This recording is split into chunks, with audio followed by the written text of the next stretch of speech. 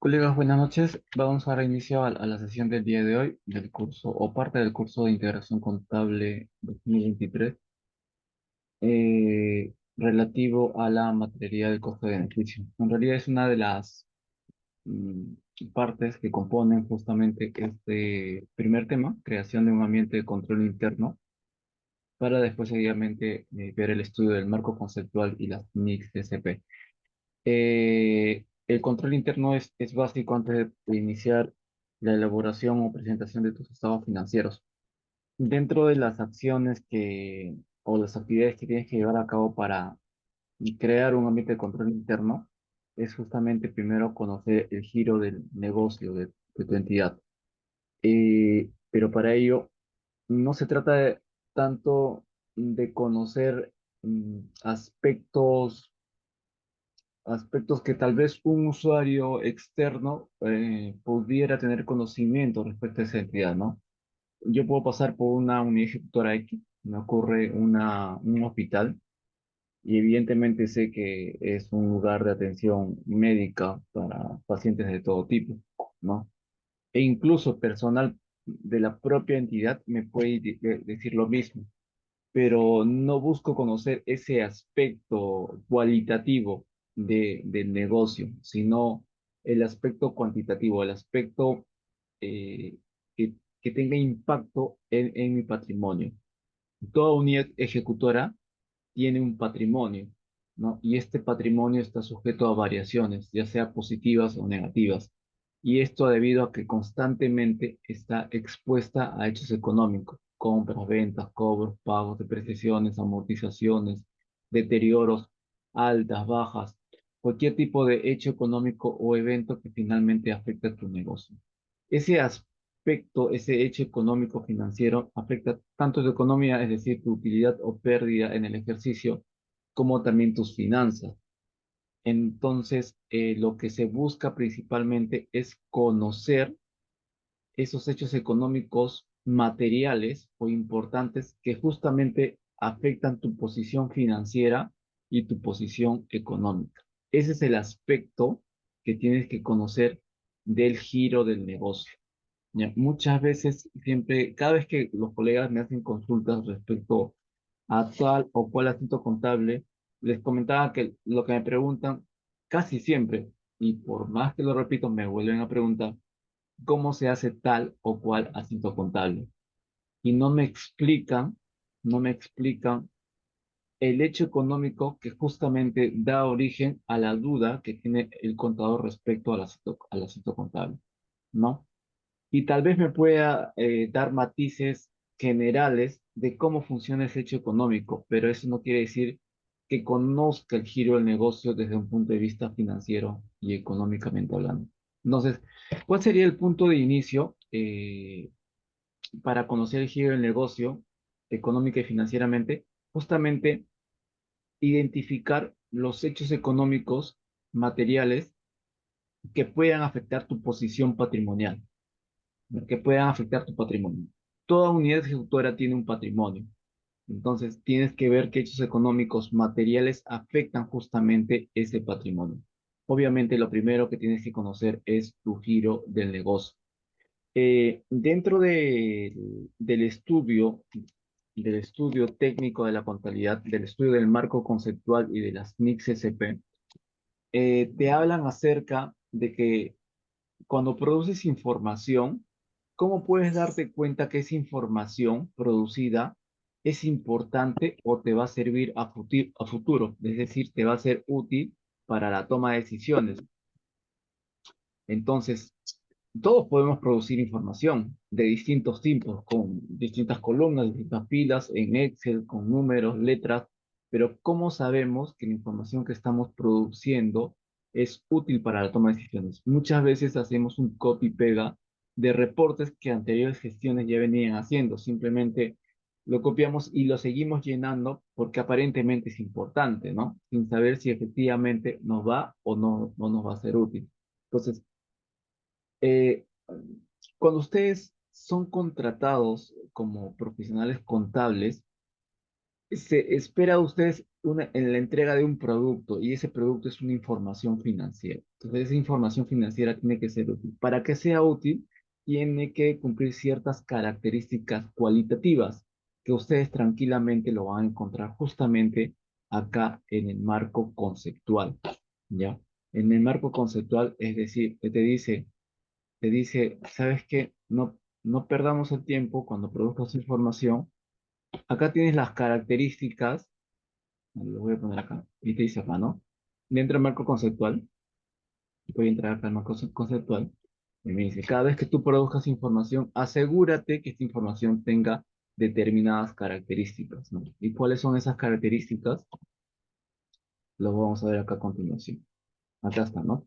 Características cualitativas de la información. Y dentro de esas características cualitativas, que seguramente lo vamos a ver más adelante, está, vamos a ver por acá, a ver, si seguimos bajando, si seguimos bajando, vamos a ver que dentro de las características cualitativas que debe tener tu información, está lo siguiente.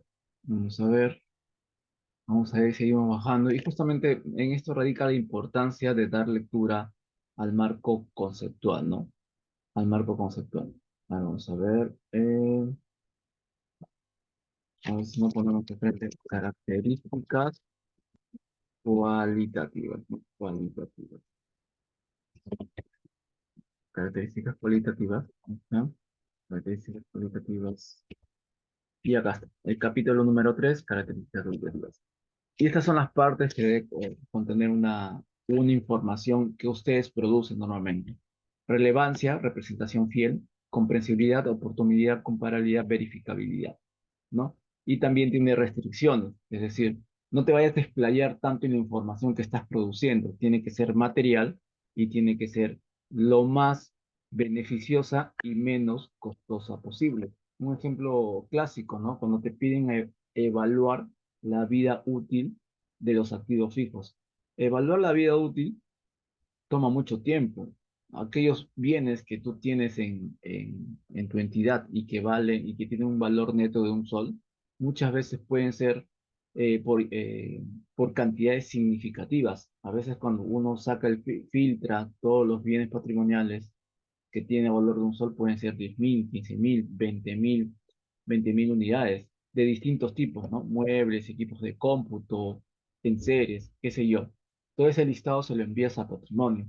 Entonces, no esperemos que patrimonio de la noche a la mañana haga una evaluación de la vida útil y más de activos que muchas veces pueden ser especializados, ¿no?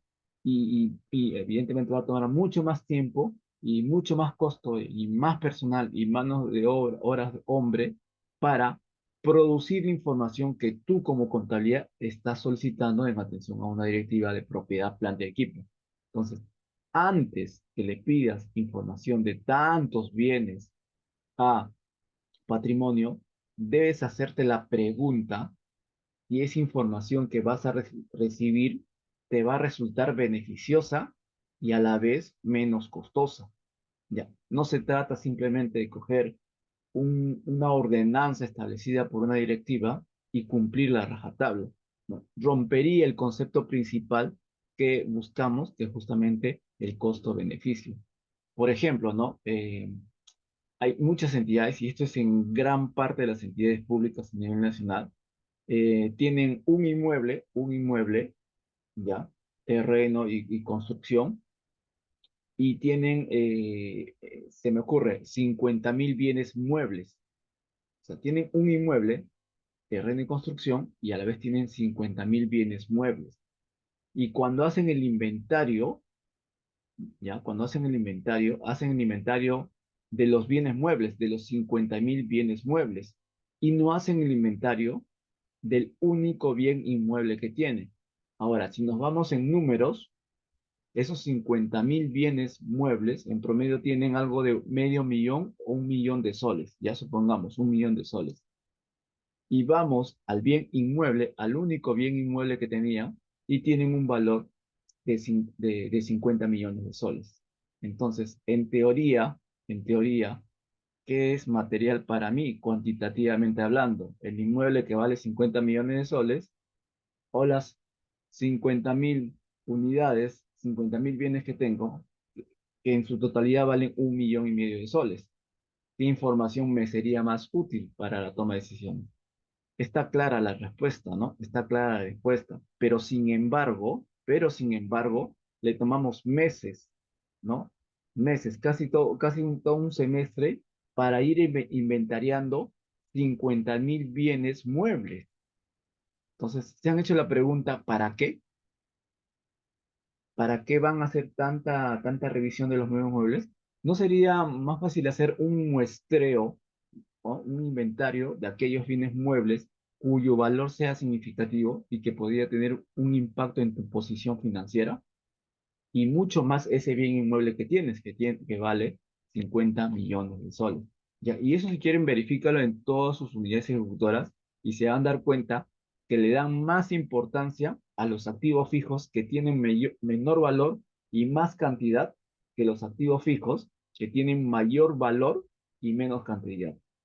O sea, por ejemplo, hay muchas unidades ejecutoras que tienen proyectos de inversión, ¿sí? Proyectos de inversión. Tienen, no sé, se me ocurre, ¿ah? En promedio, 20 proyectos de inversión, pero no le hacen un inventario a esos proyectos de inversión. Ni siquiera saben si existe o no ese proyecto de inversión. Muchos de esos proyectos incluso son proyectos de inversión fantasma, que actualmente ese tipo de información ya no es un tabú para nosotros, ¿no? Pero ahí lo tienen registrado en su cuenta 1503 como, eh, como activos, como proyectos de inversión en proceso, ¿no? Como construcciones en curso. Ahí lo tenemos recontra abandonado, en saneamiento contable, no sabiendo si está o no culminada ese proyecto de inversión, si está o no está entregada a la unidad ejecutora, a la municipalidad, al UGEL o a la población para la cual fue edificada. Pero sí tenemos bien controlado esos bienes muebles cuyos importes son materiales y que lo tenemos a granel. Y que finalmente la información que obtenemos, primero, que no es fidedigna, ¿no? Los inventarios a nivel nacional no están inventariados al 100%, no se tiene una base de datos total de saber cuál es la ubicación de dónde está mi inmueble, esa CIA que lo dejé el año pasado, ahora ya no se encuentra acá, se encuentra en otra ubicación. Entonces dedicamos horas, hombre, alto presupuesto a producir una información que finalmente no es exacta y no nos va a servir para la toma de decisiones, ¿ya? Y eso pasa en muchas unidades ejecutoras, alterando este concepto cualitativo denominado costo-beneficio, ¿ya? Sin enfocarnos en el tema de la materialidad. Y justamente uno de las primeras premisas que nos pide para elaborar una información financiera es la relevancia, ¿no? Información relevante, importante. Esa relevancia está relacionado con la materialidad o importancia relativa. Le dicen importancia relativa, seguramente lo vamos a ver más acá. Vamos a ver, importancia relativa. Ya, lo voy a editar acá.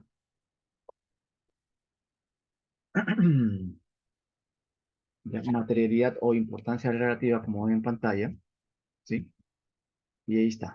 ¿Ven? Restricciones sobre la información que ustedes incluyen en los informes financieros, importancia relativa. ¿Por qué se da ese nombre de relativo? Porque cada unidad ejecutora tiene un giro de negocio distinto, ¿sí? Y tiene hechos económicos distintos. Para una unidad ejecutora, un hecho puede ser material y para otra unidad ejecutora no. Para mí, como mi entidad maneja 70 millones de soles de presupuesto anual, ¿no? Comprar un activo fijo que me cuesta 20.000 soles me puede ser material, pero si me voy al Minedu, que tiene un presupuesto anual de 500 millones de soles, ¿sí? Cuyo presupuesto es prácticamente a nivel de pliego, representa el 1,5% del Producto Bruto Interno, evidentemente comprar un activo de 20.000 soles, pues no le es material, porque estamos frente a otro contexto. Entonces, la importancia o la materialidad en una entidad pública, ¿sí? Es totalmente distinta a la importancia o materialidad en otra entidad pública. Por eso se le llama importancia relativo al contexto en la cual está funcionando el hecho económico. Por eso se le llama importancia relativa, ¿ya? Entonces, esas son premisas que ustedes deben tomar en consideración al momento de conocer el giro del negocio.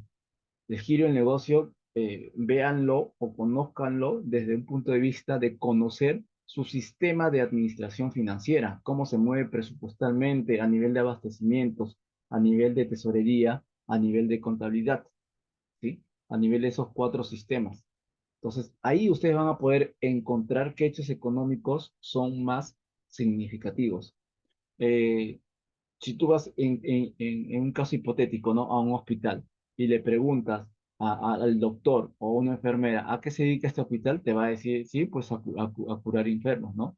Pero cuánto le paga el personal de enfermería? Ah, no sé. ¿Y a los doctores cuánto se le paga? No lo sé. ¿Cuántos activos se han comprado en este año? No lo sé. O sea, esos aspectos económicos, ellos no lo van a hacer, solamente ven aspectos cualitativos del giro del negocio, pero más no cuantitativos. ¿Qué es lo que ustedes principalmente tienen que saber? ¿Por qué? Porque conocer estos hechos económicos materiales les va a ayudar a establecer las reglas de juego de qué información debo producir. No, no voy a producir información de todos los hechos económicos que genera mi entidad, sino de aquellos hechos económicos que son materiales. ¿Ya? Entonces, desde ahí parte el punto de partida de su negocio. Miren, hace poco tenía una colega que fue a una, estaba como integradora en una una entidad pública, ya es una universidad. Entonces, lo primero que revisa es el rubro de caja y bancos, ¿sí? En el rubro de caja y bancos, esta universidad sin mentirle, creo que aperturada unas 60 cuentas corrientes, ¿sí? Unas 60 cuentas corrientes. Y esas cuentas corrientes es para cada facultad, ingeniería, matemáticas, ¿no? Filosofía, contabilidad, etcétera, etcétera, etcétera. Tiene otras cuentas corrientes para recaudaciones de pregrado, de posgrado, de preuniversitario, de cursos de verano. O sea, para cada concepto tiene una cuenta corriente. La pregunta es, ¿está bien? ¿Está bien se apertura una cuenta corriente para cada tipo de concepto? Entonces, si ustedes no tienen definido cuál es su giro del negocio, ¿ya?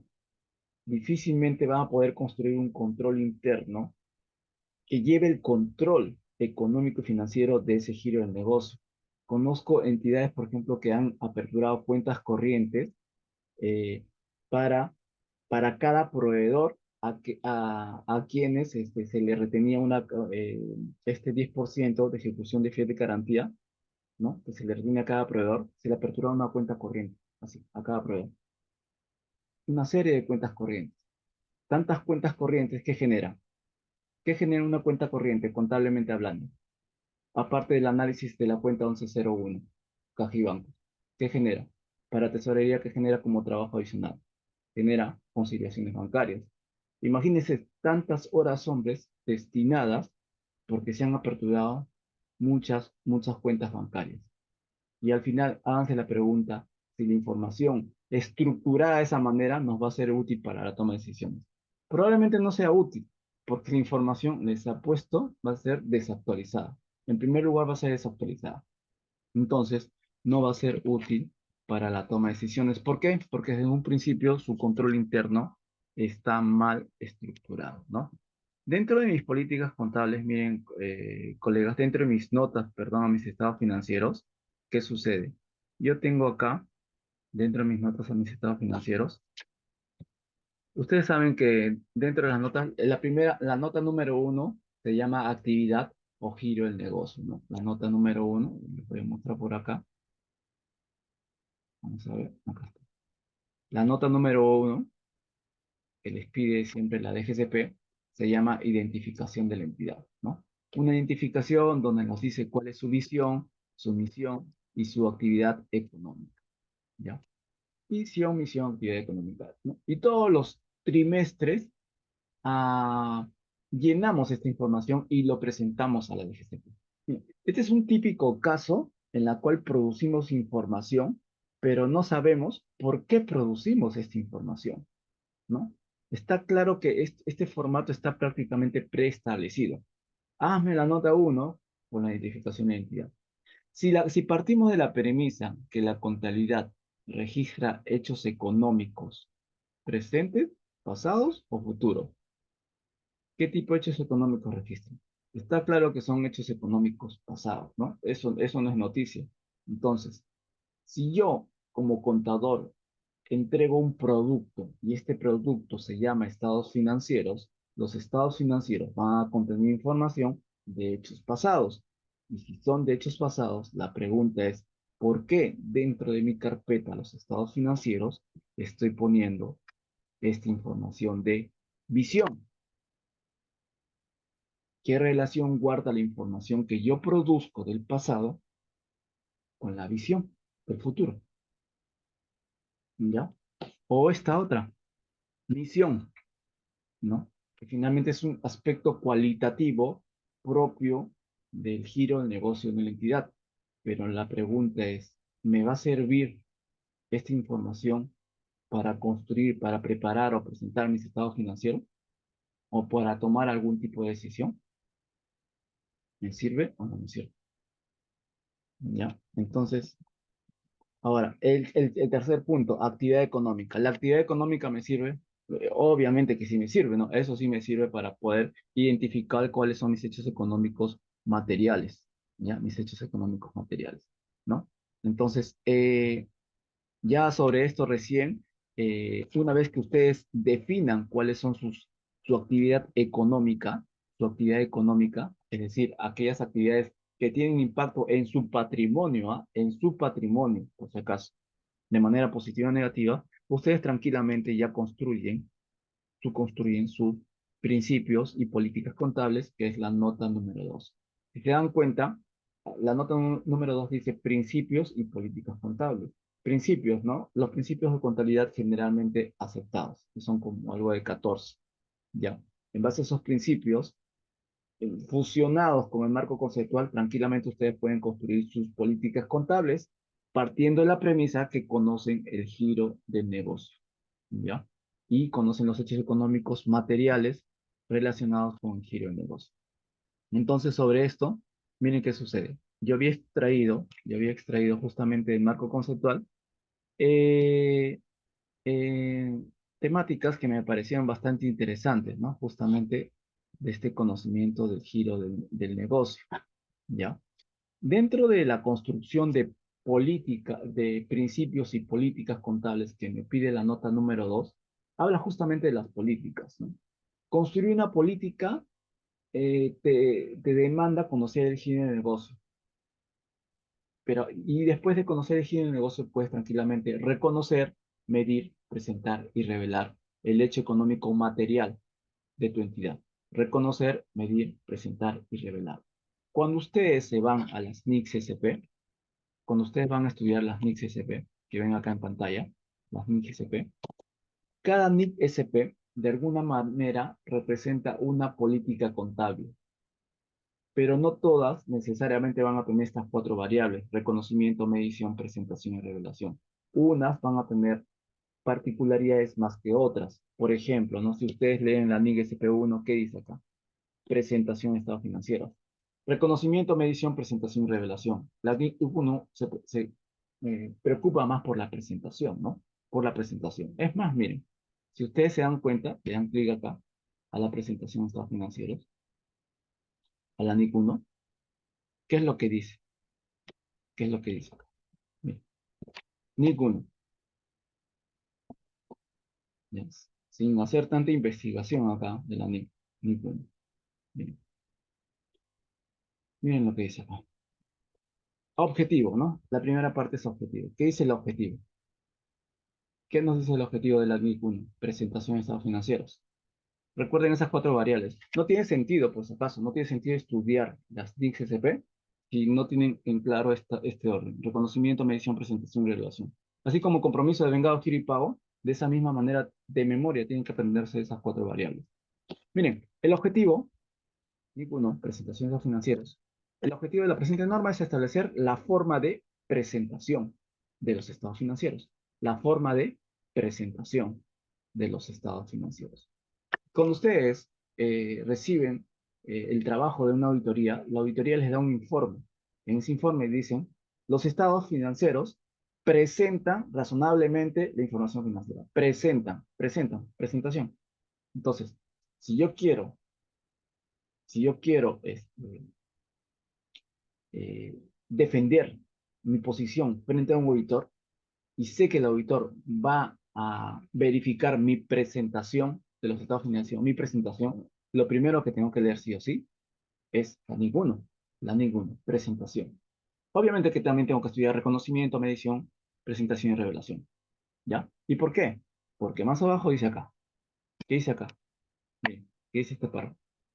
Tanto el reconocimiento como la medición y la revelación, ¿sí? De transacciones y otros sucesos se abordan en las otras NICS SP. Tanto el reconocimiento, la medición y la revelación de los otros hechos económicos se abordan en otras NICS SP. Y es cierto, si ustedes se van a la relación de NICS SP, ¿ya? Si se van a la otra relación, vean que la NIC 2, ¿no? Estado de flujo efectivo. ¿Qué ve la NIC 2? También ve presentación de estado financiero, pero básicamente del F4. Si ustedes se van a la NIC SP3, políticas contables, acá está todo, políticas contables, acá ven reconocimiento, medición, presentación y revelación, ¿ya? Si ustedes se van a la NIC SP9, se va más que todo al reconocimiento de ingresos. Si ustedes se van a la NIC SP12, inventarios, ve los cuatro aspectos: reconocimiento, medición, presentación y revelación de los inventarios, pero principalmente se concentra en la medición, principalmente en la medición. Ahí te habla acerca del costo de adquisición, del valor razonable, del valor neto de realización, del PEPS, del WEPS, del promedio ponderado, ¿no? Y básicamente de sistemas de medición de costeo, ¿no? Entender la NIC SP12 de inventarios requiere que tú conozcas primero el giro del negocio de aquellas entidades que tienen un sistema de costos. Y en la actualidad ustedes saben que ninguna unidad ejecutora tiene un sistema de costos, entonces es mucho más difícil plasmar esta teoría de la NIC SP12 inventarios en un caso real, muy distinto a una empresa, a una entidad privada, ¿no? Como estas empresas que se dedican al retail, a la constante compra y venta de mercaderías, ¿sí? Igual, cada, este, cada NIC SP que ustedes vean acá, siempre se interesa por el estudio de reconocimiento, medición, presentación y revelación, pero siempre le dan un poquito más de importancia en alguna de estas cuatro variables que siempre les menciono, ¿ya? Entonces, pero todas estas NICs SP se estructuran eh, enfocándose en estudiar un hecho económico material, ¿sí? Un hecho económico material. Acá, por ejemplo, NIC SP12, compra y venta de inventarios. NIC SP17, compra y venta de propiedad de planta y equipo, ¿no? Y así sucesivamente. NIC SP9, ingresos, ¿no? Ingresos de transacciones con contraprestación. NIC SP21, perdón, 23, ingresos de transacciones sin contraprestación, ¿no? Hechos económicos que son del día a día en cada unidad ejecutora. Entonces, si se dan cuenta, todas estas NICs, cada una de estas NICs fueron eh, construidas sobre el principio de materialidad. O sea, toda esta información que vamos a obtener de las NICs es pensando en que la información que vamos a obtener es material. ¿Por qué? Porque después nos va a ser útil para la toma de decisiones. Ya para la toma de decisiones. Entonces, miren acá qué sucede, a ver, con el tema de materialidad. Vamos a ver, un segundo. Ya para terminar este punto, hay un tema muy importante que justamente nos habla el marco conceptual. Ya, vamos a ver. Estudiando un poco el marco conceptual, me encontré, me encontré con este punto. Veamos. Si me dan un minuto. Ya, ¿no? Miren. Le estoy hablando constantemente acerca de conocer el giro del negocio, ¿no? Conocer el giro del negocio, ¿ya? Dentro de las características cualitativas de la información que ustedes producen está el concepto de, o la característica de comprensibilidad. Los estados financieros o la información que ustedes producen tiene que ser comprensible, ¿sí? Pero muchos confundimos la comprensibilidad con la entendibilidad, ¿no? Es decir, vamos a redactar estados financieros, notas a los estados financieros, de tal manera que sea entendible para cualquier tipo de usuario, ¿no? Es más, cuando ustedes, no me dejan mentir, cuando ustedes hacen sus notas a los estados financieros y lo envían a la DGCP, la DGCP le hace una pequeña verificación y les hace observaciones a sus notas de los estados financieros, ¿no? Explica más este tema, explica más este punto porque acá tiene un mayor porcentaje de importancia. No entiendo bien este tema, eh, trata de que sea legible. O sea, no se trata de que la información sea entendible por todos, ¿ah? Incluso por el común usuario denominador, sino que solamente sea entendible por aquellos que tienen conocimiento del giro del negocio que están evaluando, ¿no? Y que tengan conocimiento de aspectos financieros y contables. Una contabilidad básica, menos conocimientos en una contabilidad básica. No se trata de que sea comprensible para todos y que cualquiera pueda leer y entender los estados financieros, porque si fuera así, no existiría contabilidad, ¿no? Que utiliza un lenguaje técnico y especializado que solamente los contadores y todas aquellas personas entendidos en el mundo financiero puedan entenderlo. Y si no me creen esto, miren lo que dice acá, marco conceptual. Ya, vayamos al marco conceptual y voy a mostrarles acá este pequeño párrafo, ¿no? En materialidad, acá, número 13. Materialidad, ¿no? Importancia relativa.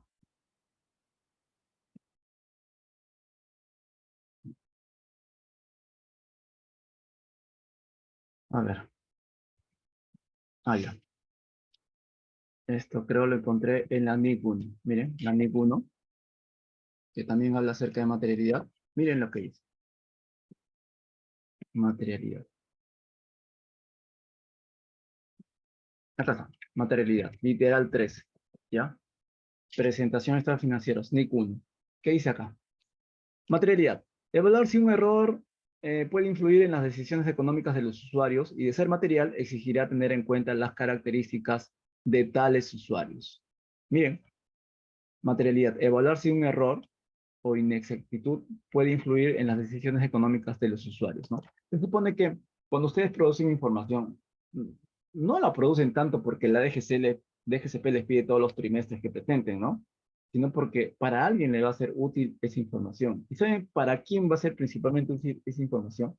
Así no se los pidan, para ustedes mismos, para ustedes mismos. O sea, no hagan la información porque los demás se los piden, sino porque ustedes lo van a utilizar. Sino cuál sería el sentido de producir esa información, ¿ya? Pero si hipotéticamente fuéramos una entidad privada y ustedes produjeran la información, ¿ya?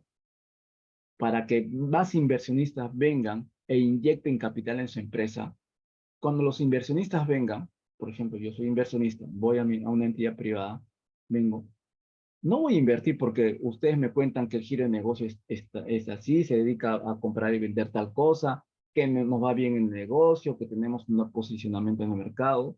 O sea, porque ustedes me lo cuentan verbalmente como inversionista, yo no les voy a creer, ni voy a coger mi dinero y voy a invertir en ustedes. Lo primero que les voy a pedir son sus estados financieros. Y cuando ustedes me presenten sus estados financieros con sus notas explicativas, probablemente tampoco les vaya a creer a primera vista. Lo primero que voy a pedir es asegurarme que sus estados financieros sean confiables. Y para que sean confiables, estos tienen que ser verificables. Verificables no solamente por mí, sino por alguien que efectivamente lo haya verificado. Y en este caso, quien lo haya verificado tiene que ser el auditor. El auditor me va a servir de garante para decirme, oye, los estados financieros que esta empresa te está dando es fiable, es confiable, tiene una presentación razonable. Así que con toda confianza, dale una lectura y toma la decisión si vas o no vas a invertir en esa empresa. ¿Ya? Entonces, no se trata que el estado financiero que tú leas sea comprensible a simple vista para cualquier ser humano, ¿no? Tiene que haber un conocimiento previo del giro del negocio y tienes que conocer de la contabilidad. Miren acá, ¿qué es lo que dice acá? ¿Ya? ¿Qué es lo que dice acá?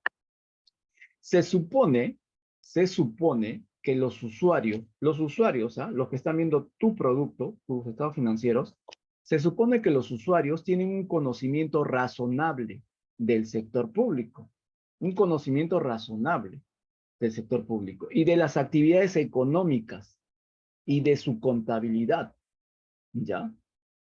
¿Entienden? Entonces, nadie de loco va a ir a invertir, no sé, en una entidad pública sin conocer a qué se dedica la entidad pública, cuáles son sus actividades económicas, ¿no?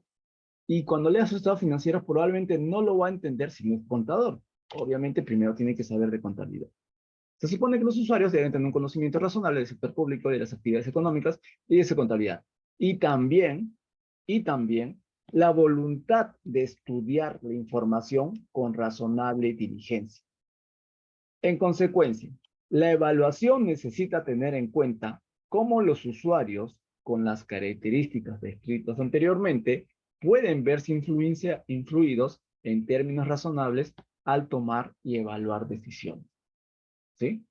Cualquier inversionista extranjero que quiere invertir en una empresa privada o pública, no es que se deja llevar por las noticias, ¿no? O porque lo dicen de boca a boca.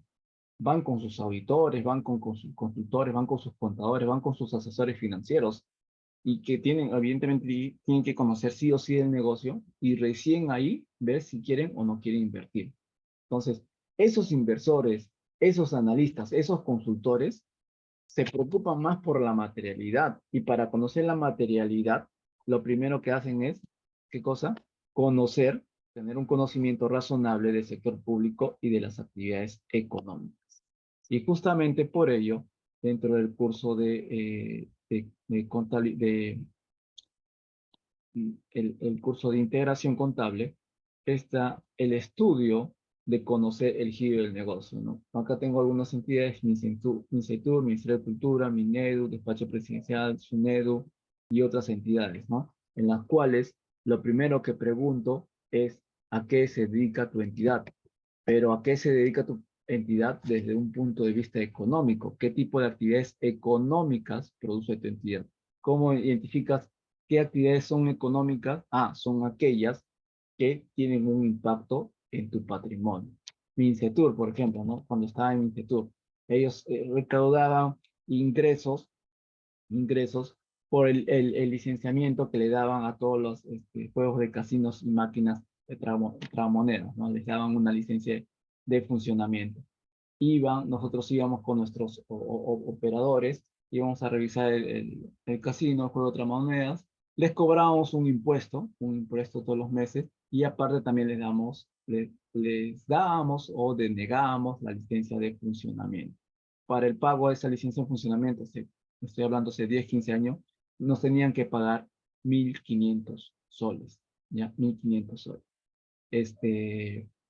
Justamente ahí salió una historia en la cual hubo un mal control interno, un mal control interno en la cual no podíamos, hubo un fraude, ¿no? Un fraude en cuanto a las cobranzas de licencias, de una licencia de máquinas tragamonedas, y justamente radicó porque no había un buen control interno, ¿ya? Eso era básicamente porque no se había identificado claramente cuál era el giro del negocio y en qué actividades debíamos dedicar más horas hombres para poder tener controladas nuestras captaciones de dinero y en qué cosa utilizarlas. También hubo una vez en la cual recibimos demandas judiciales, hubo un caso histórico, ¿no? Recibimos una demanda judicial por $500,000 y en ese tiempo no había este módulo de sentencias judiciales que ahora tenemos. $500,000 que en su momento lo registramos como un gasto contra una cuenta por pagar, ¿no? Básicamente apenas recibimos la demanda de este externo, en el acto lo registramos como cuenta por pagar, como si tuviéramos ahí el dinero a la mano diciendo ya, alguien me demandó, ya perdí, no llamemos al juez, no llamemos a nadie, simplemente registremos eso como cuenta por pagar y cuando ese demandante venga, toma tu $500,000. O sea, porque pensamos que la contabilidad es simplemente registrar papeles y no registramos papeles, registramos impactos económicos, actividades económicas. Igual el tema de las multas, ¿no? Recuerdo que teníamos un listado, un inventario de multas y todas ellas lo registrábamos en cuentas de orden, ¿no? Todas las multas lo registramos. Se han hecho la pregunta, ¿qué estamos registrando? Cuando registramos en cuenta de orden, ¿qué registramos? ¿Registramos ese papel, esa multa, esa notificación que hacemos al infractor? La contabilidad no registra papeles por ningún lado registra papeles.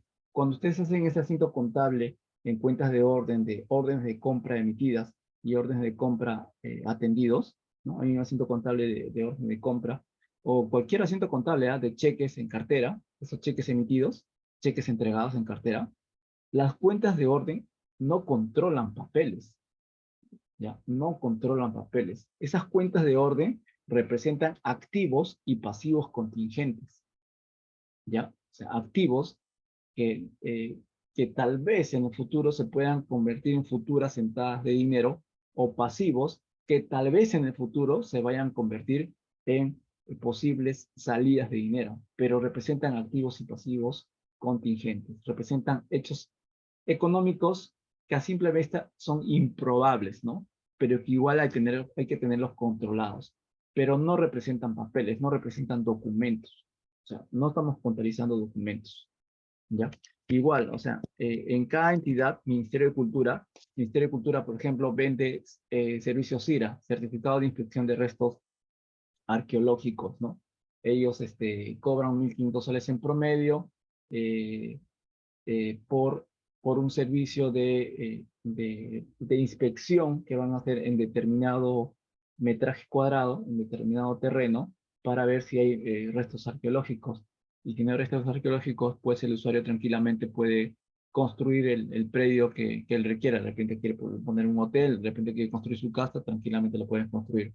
Ahora, ¿estos servicios son necesarios? Sí, sobre todo en determinadas zonas en las cuales hay bastantes restos arqueológicos, ¿no? Llámese Cusco. En Cusco no es tan fácil construir tu casa en el lugar que tú quieras, ¿no? Tienen que ser zonas permitidas para hacer una construcción, ¿no? Y mucho más hablando aquellos de inversionistas que de repente quieren construir, no sé, una torre de 15 pisos. No se van a arriesgar a construir y después preguntar si ahí había o no restos arqueológicos, ¿no? Y para eso piden los servicios del Ministerio de Cultura, que tiene varias sedes a nivel regional, mandan a sus arqueólogos y después de 3 meses, previa revisión, emiten un certificado indicando si procede o no procede la construcción en ese lugar del inversionista, ¿ya? Y ello también tiene un impacto en la contabilidad, ¿no? De reflejar si ese servicio que se le está dando constituye o no constituye un ingreso para la entidad, ¿ya? Pero acá, como ven, estoy aferrándome más que todo a hechos económicos materiales del Ministerio de Cultura que puedan tener impacto en mi patrimonio. Igual, el inventario de bienes históricos culturales, el Ministerio de Cultura, creo que para nadie es noticia de que el Perú es prácticamente un cementerio cultural, ¿no? Solamente el 0.5% de los bienes artísticos culturales han sido desenterrados, ¿no? Y ese 0.5% que ha sido desenterrado, ¿tendría que ser activable o no? Y nuevamente vamos a la pregunta. Nosotros como contadores no registramos bienes tangibles, ¿no? No registramos papeles, sino registramos impactos económicos, ¿no? El impacto económico no se ve, pero se percibe. Se percibe por el efecto que tiene en la economía del país. Y ello es lo que ustedes tienen que contabilizar, ¿no? En sus estados financieros. ¿Ya? Igual, el Minedu, compra de libros escolares, que es muy común, el despacho presidencial, entre tantos el despacho presidencial me, me resultó me resultó peculiar en su momento el despacho presidencial cuando en el almacén tenían una serie de bienes, ¿no? El almacén de mi mamá y me decía, Lauro, acá tengo papelería, tengo útiles de escritorio, tengo útiles escolares, tengo clavos, tengo focos, tengo suministros eléctricos, qué sé yo, ¿no? Pero también tengo acá obsequios, tengo presentes. ¿Ya? ¿Qué son estos obsequios? ¿Qué son estos presentes? Ah, bueno, cada vez que un presidente asume el mandato de nuestro país, vienen presidentes de otros países, lo visitan, pero no vienen con las manos vacías, ¿no? Siempre vienen con un presente. Puede ser un cuadro, puede ser una pintura antigua, puede ser algún objeto en oro, bañado en oro, algún presente. El presidente simplemente lo recibe, se lo da al secretario general a su vez se lo da al administrador se le da al almacenero, y el almacenero lo tiene ahí guardado y registrado con una nota de entrada, ¿no? Una nota de entrada. Y lo tiene ahí, inventariado, ¿no? Pero nosotros pensamos que todo lo que tiene el almacenero lo tenemos que relacionar con la cuenta 13, ¿no? Bienes y suministros, porque está dentro de su almacén. ¿Y qué pasa si lo saco de su almacén? Ya no está en la 13, ¿no? Entonces nos guiamos, o sea, le damos vida a una cuenta contable porque hay un bien de por medio, ¿no? Y si no es ese bien, pues damos muerte a esa cuenta contable y no funciona así la contabilidad, ¿no? No funciona así la contabilidad. Finalmente, esos obsequios no es un bien o suministro diverso, ¿no?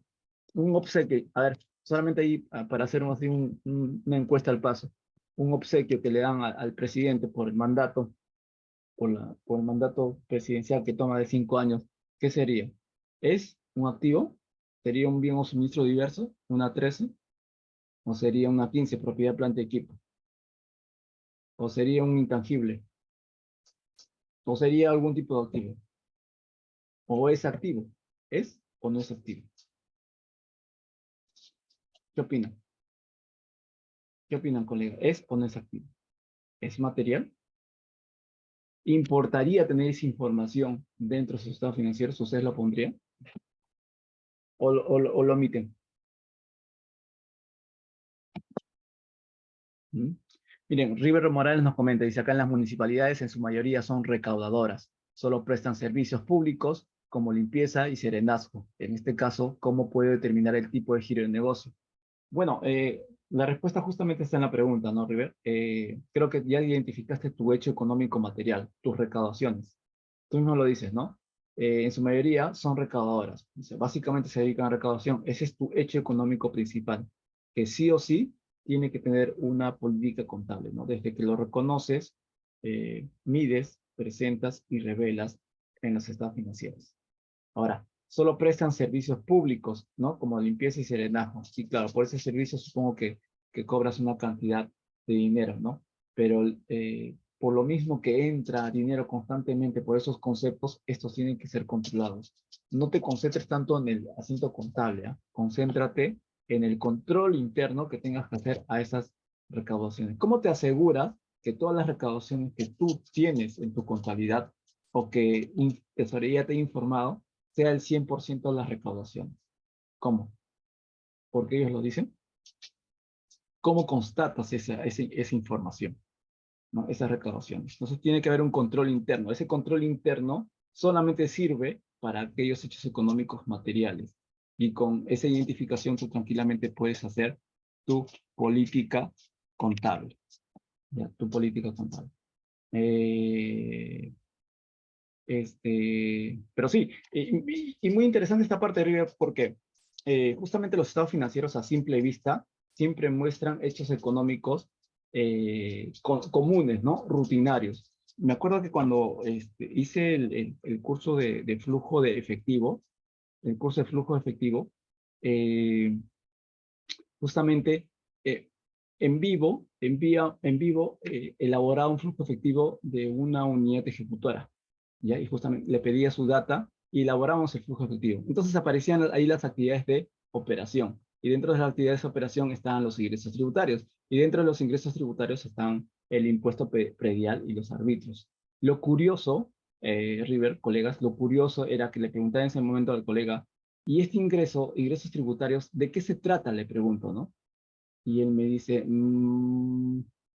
y hay un largo silencio, ¿no? Un ingreso tributario era algo de 10 millones de soles, ¿no? Y era bastante notorio en actividades de operación. Y como, bueno, el programa que tenía en ese momento le daba clic y boom, me abría todos los IAPs, ¿no? Que formaban ese concepto, y ahí aparecía, ¿no? Impuesto predial, impuesto predial. Y él me dice, ah, es impuesto predial, ¿no?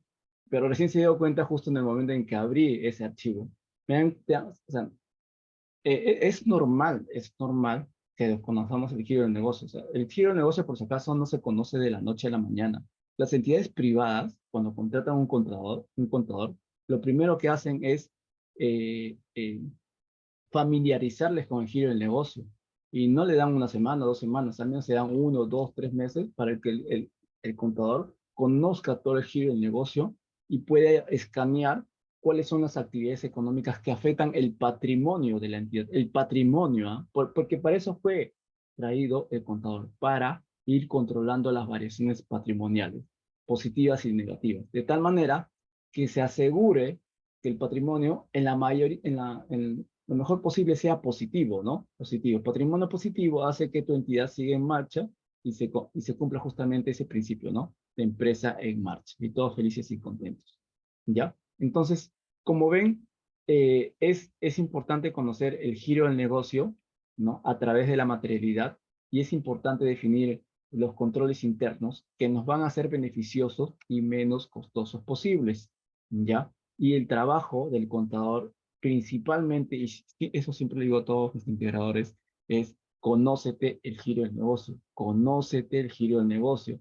Vas a llegar ahí, no vas a preguntar, señor, ¿en qué le puedo ayudar? Estos asientos contables, no se preocupe, yo lo voy a contabilizar. Deja los asientos contables, ¿no? Comienza a empaparte del tema, qué es lo que hacen ellos económicamente hablando, ¿no? ¿A qué se dedica tesorería? Que es el punto vital de toda contabilidad, el corazón de la contabilidad, porque ahí están las entradas y salidas de dineros, a patrimonio. Coge primero el balance general, el estado de situación financiera, identifica los importes más significativos. Y con ello comienza a ir a las áreas usuarias que te provean de esa información, ¿no? Y revisa cuáles son sus controles internos. Y si no tienen controles internos, que es lo más probable, construyelos, ¿no? E instruye a ese personal.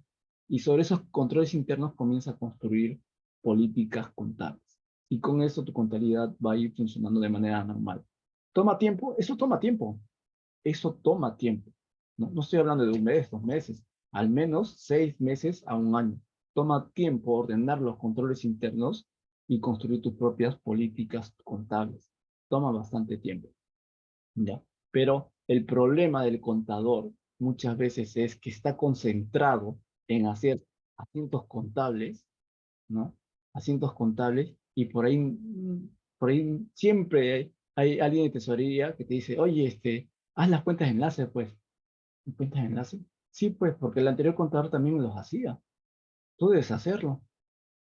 Y si tú te das cuenta, cuando haces cuentas de enlace, entras a un módulo en la web que dice Dirección Nacional de Tesoro Público.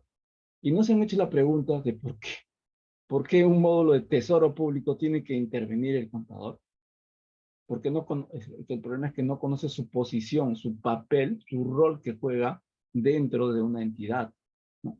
Ayúdanos a girar, pues, porque no tenemos personal. Oye, devenga, por favor. El contador siempre hace control previo, ¿ah? Y también devenga.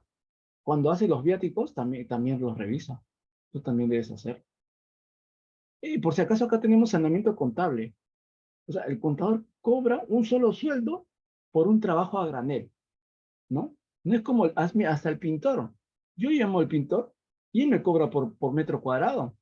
O acaso yo le digo, ven a pintar, te voy a cobrar 100. El pintor se va a poner bravo, va a decir un momentito, ¿cómo que 100? Primero dime cuántas paredes voy a pintarte, sobre eso voy a ver cuánto te cobro. Pero el contador no. El contador de repente está desempleado y alguien le llama, oye, tengo un trabajo de integrador, tengo un trabajo de analista, ¿quieres venir? Sí, sí, sí, sí, voy. ¿Cuánto están pagando? 8.000. Ya, yo voy.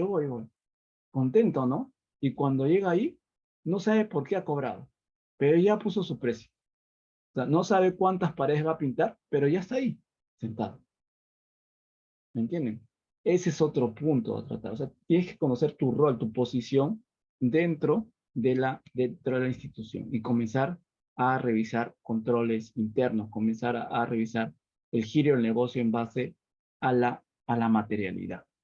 Bien, colegas. Nada, este era solamente un pequeño recordatorio. Pienso que ustedes, como consejo personal, cada vez que ustedes estudien marco conceptual o NICS SP, concéntrense en esa palabra clave, materialidad. materialidad, ¿ya? Materialidad. O sea, su mundo contable se resume a a esa palabrita. Cuando ustedes produzcan información, tiene que ser información importante, material, que tenga impacto en tu patrimonio, en la toma de decisiones. ¿Pero qué es toma de decisiones? Ah, en la administración de tus recursos. ¿Pero qué tipo de recursos? Ah, los recursos que sean importantes económicamente hablando para la entidad. Si no es importante, no tomes, no hagas control interno. ¿Va a tener impacto? No va a tener impacto. La contabilidad que ustedes hagan no tiene por qué ser perfecta.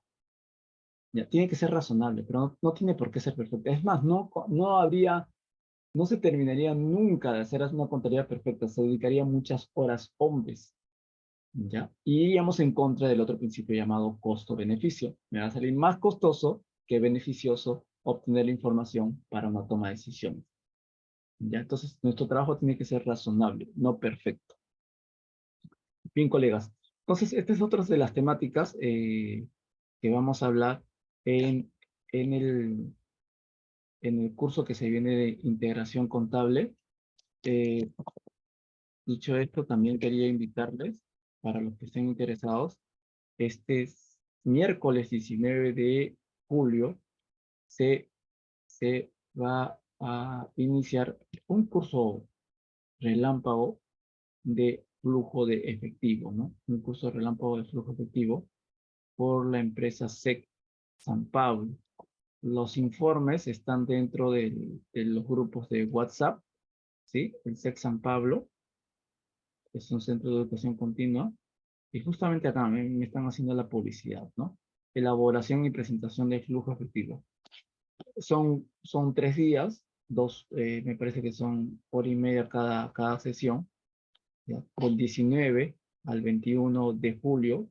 Es un curso rápido, con una casística real, eh, eh, pero van a haber dos cosas, ¿no? Doctrina y práctica, ¿no? Doctrina en cuanto al estudio de la NIC SP2, estado de flujo efectivo, y la práctica, justamente descargando una data de mi entidad, procesándolas y elaborando el flujo de efectivo. El flujo efectivo o el archivo que se les va a entregar ahí sirve como una herramienta. No es la solución a todos sus problemas, es una herramienta que les va a ayudar a poder acelerar más la preparación y presentación del estado de flujo de efectivo. Les digo eso porque muchos colegas me dicen, ¿no? ¿Usted hace estado financiero? Sí. Véndame sus programas. Y yo no puedo vender, yo no me dedico a vender programas, ¿no? Yo lo que me dedico es a enseñarte el hecho económico y en base a ese hecho económico, cómo tú puedes presentar tus estados financieros. Porque si todo lo hiciera un programa, entonces ya no se existirían los contadores, ¿no? Justamente los contadores son los que, en base a sus criterios profesionales, arman, preparan y presentan los estados financieros. Los programas que les muestro solamente son aplicativos que me aceleran la preparación de los estados financieros, ¿no? Pero que no son la clave necesaria para poder elaborarlos. Tiene que haber una inducción de por medio. Y así les haga la inducción, ustedes tienen que practicar todos los meses con el programa y en base a los tips que les entrego para que puedan hacer un flujo de efectivo. ¿Ya? El flujo efectivo no es que se hace de la noche a la mañana, ¿no? Y una vez que lo hagan también, ustedes tienen que aprender a interpretar el contenido del flujo de efectivo. ¿Qué es lo que me está diciendo ese flujo, no? O sea, ¿para qué me es útil esta información del EF4? Bien, colegas, nada, si tuvieran alguna consulta, alguna duda referente a la materialidad, ¿no? Creo que su compañero River lo resumió bien en cuanto a la materialidad de las unidades ejecutoras del gobierno local, ¿no? En este caso, las municipalidades, ¿ya? Entonces, recuerden que la premisa es tener una información razonable, no perfecta, razonable. Y más partiendo de la premisa que estamos en un entorno en la cual no nos gusta ser controlados, ¿no? No nos gusta ser controlados o que haya un control interno, ¿no? Por múltiples motivos, ¿no? Múltiples motivos. Entonces, hay que tratar de que los controles tampoco presionen a las áreas usuarias, ¿no? Hay que crear un ambiente de control y para eso necesitamos un sistema de información, un sistema, formatos que nos ayuden a obtener información de las áreas usuarias. Claro que la siguiente pregunta va a ser, ¿y qué información le pido? ¿Y cómo le pido? ¿Y qué tipo de parámetros debe contener esa información? ¿Y qué voy a hacer con esa información después que lo reciba? ¿No? ¿Me va a servir? ¿No me va a servir? Entonces, eh, ese es justamente ese proceso de conocer el giro del negocio para saber qué te sirve o qué no te sirve para la toma de decisiones. ¿Ya, colegas? Bien, si no hay consultas, entonces vamos a dar por concluido esta sesión. Les agradezco nuevamente la participación el día de hoy y para aquellos que estén interesados en el curso de elaboración de flujo efectivo, los esperamos desde este 19 al 21, al 21 de julio. ¿Ya? Bien, colegas, eso sería todo. Que tengan ustedes muy buenas noches.